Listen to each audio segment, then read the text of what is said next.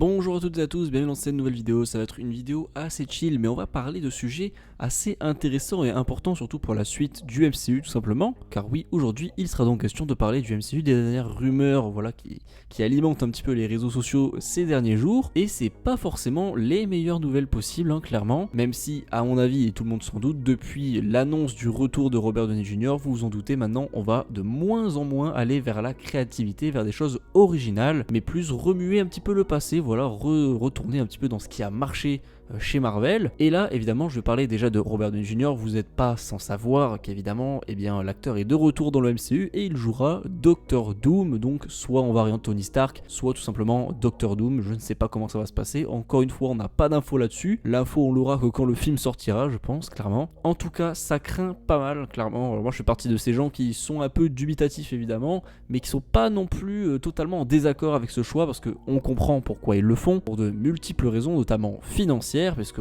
les derniers projets Marvel, Tour de Kang, etc. n'ont pas forcément plu et n'ont pas forcément marché, notamment Ant-Man 3, donc il faut faire rentrer un maximum d'argent et refaire les mêmes chiffres que ce qu'avaient fait Endgame et Infinity War. Donc on revient avec les réalisateurs qui ont fait ces films-là, notamment les frères Russo. Ça pour le coup, excellente nouvelle. Voilà, dans tous les cas, on sait que les films seront bons, ça j'en suis persuadé. En tout cas, au niveau de l'histoire, c'est différent.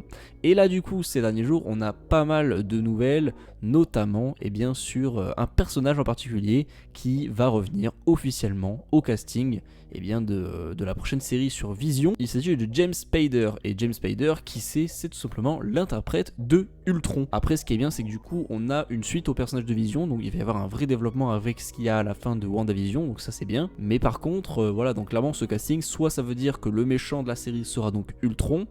C'est vraiment pas une bonne idée, même si encore une fois beaucoup de gens sur les réseaux ont dit oui mais c'est une IA, techniquement elle peut pas mourir. D'accord, mais ça veut aussi dire qu'il n'y a plus aucune créativité. Je veux dire, pour le fanservice, revoir Ultron, ok, ça va être sympa, parce qu'Ultron, on aurait voulu que ce soit plus important, qu'il soit prenne plus de temps, puisque c'est un antagoniste vraiment intéressant, je suis d'accord, mais le faire maintenant, je vois vraiment pas, c'est vraiment pas le moment. Et avec le petit Ultron vient pointer le bout de son nez une autre nouvelle, là concernant le film Spider-Man 4, voilà, qui fait couler énormément d'encre, alors qu'il n'y a rien d'officiel pour l'instant, enfin en tout cas au niveau de l'histoire. Bon, et bien là, ça paraît de plus en plus officiel, mais apparemment, le film aura une base multiverselle, c'est-à-dire que ça ne sera pas vraiment un truc terre à terre, en mode street level et tout, avec le Kingpin, peut-être Daredevil, on n'en sait rien.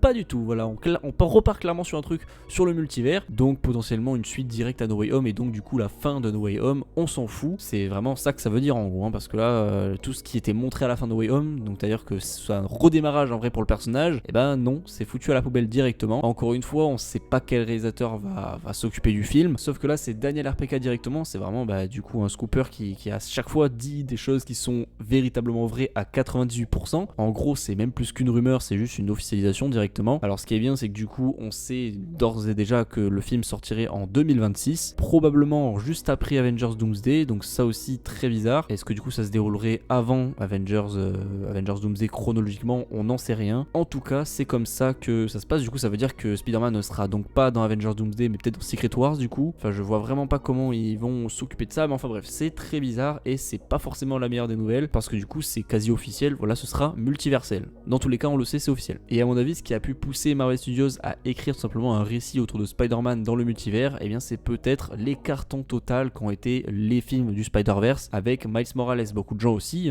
sur internet et tout, veulent vraiment la suite de ça et veulent voir le Spider-Verse vraiment s'étendre un maximum. Mais de toute façon, ils sont bel et bien conscients, et même avec toutes les vannes qu'on s'est mangées dans Deadpool et Wolverine, notamment sur le multivers, on sait très bien que eux-mêmes ils en peuvent plus, ils veulent vraiment terminer ça le plus vite possible. Alors pourquoi ils veulent encore en rajouter avec Spider-Man 4? Je comprends pas le délire, je comprends pas pourquoi ils font ça encore. Tout le monde, mais vraiment absolument tout le monde, tous les fans de Spider-Man veulent voir vraiment une histoire un peu street level avec le Kingpin, avec Daredevil, un truc vraiment sérieux, sombre, avec Venom, pourquoi pas. On pourrait aller vraiment loin, faire un gros film et tout.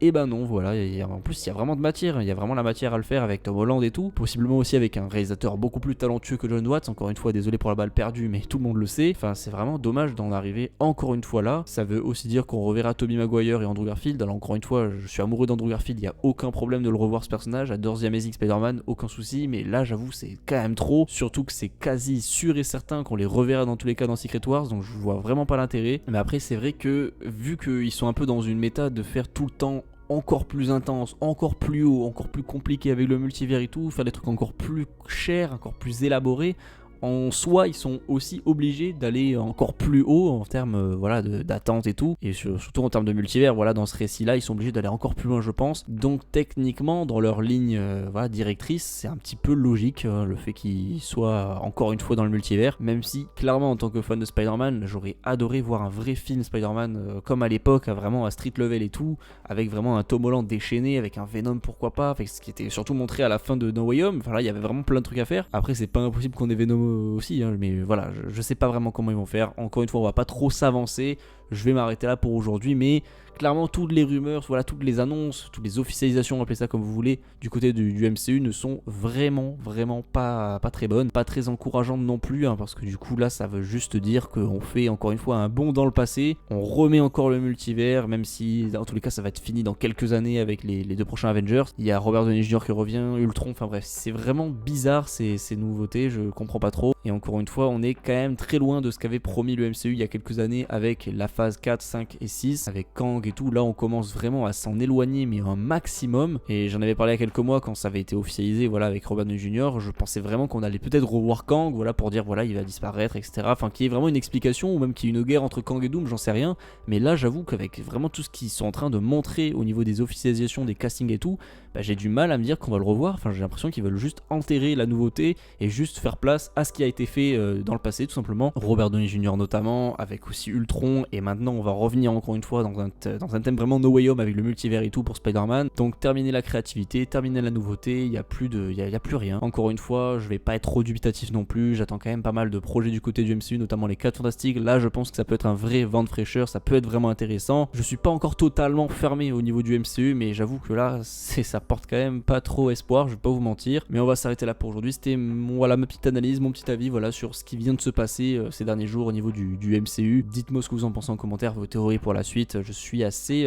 intéressé voilà, par votre avis. Dites-moi dans les commentaires, vraiment j'aimerais beaucoup savoir ce que vous en pensez, même si à mon avis tout le monde va être un petit peu dans le même camp. Voilà, on aurait vraiment voulu avoir la suite avec Kang, je pense, quasiment tout le monde. Mais voilà, dites-moi quand même dans les commentaires, j'espère que vous avez passé un bon moment voilà, devant cette petite vidéo. Voilà, s'il n'y avait pas vraiment de texte ou pas vraiment de notes, mais voilà, c'est juste pour réagir purement à l'actualité. N'hésitez pas à me dire si vous aimez un petit peu ce format. Bref, voilà, c'est tout pour aujourd'hui. N'hésitez pas à me suivre sur Instagram, sur Twitter, sur TikTok évidemment où on est très actifs. N'hésitez pas. Portez-vous bien. Ciao, à la prochaine.